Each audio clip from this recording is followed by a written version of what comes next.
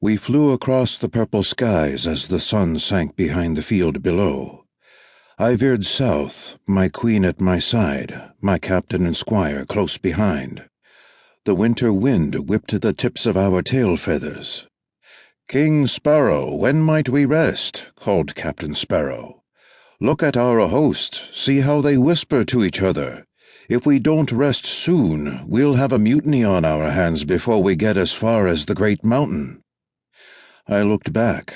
My loyal subjects, my host, flew behind me, chests puffed out and beaks turned up.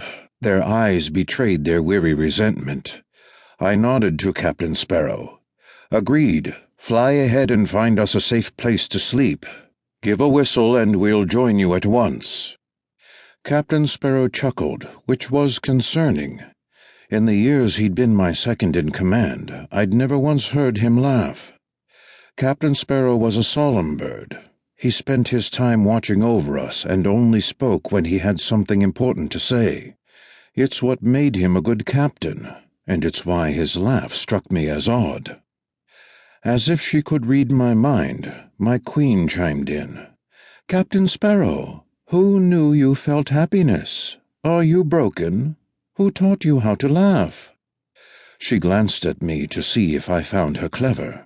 I did. Captain Sparrow banked his wings, drifting too close to Queen Sparrow. "Were you to address me more often, my queen, I might never feel sad again." Queen Sparrow dipped in the air, shocked by the captain's forward nature. I was concerned, but long journeys make birds do outrageous things. A rude comment was tame. I've seen a sparrow rip out his brother's throat over a decayed worm cooked in the desert sun. "Go now, Captain," Queen Sparrow said, "before my king forgets his manners." "Of course, Your Highness. No offense intended, my king," Captain Sparrow said, bowing his head before diving down to the field. "I will not miss him," Queen Sparrow said as she glided up next to me.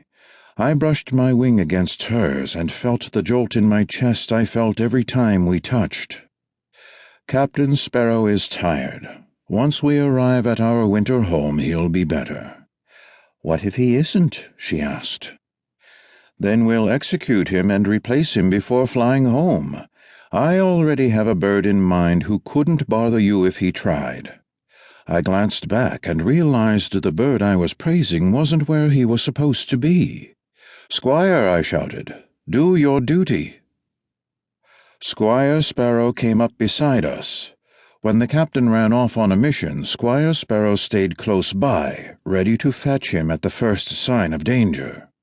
Don't misunderstand, I'm a capable fighter, more than able to fend off an eagle by myself.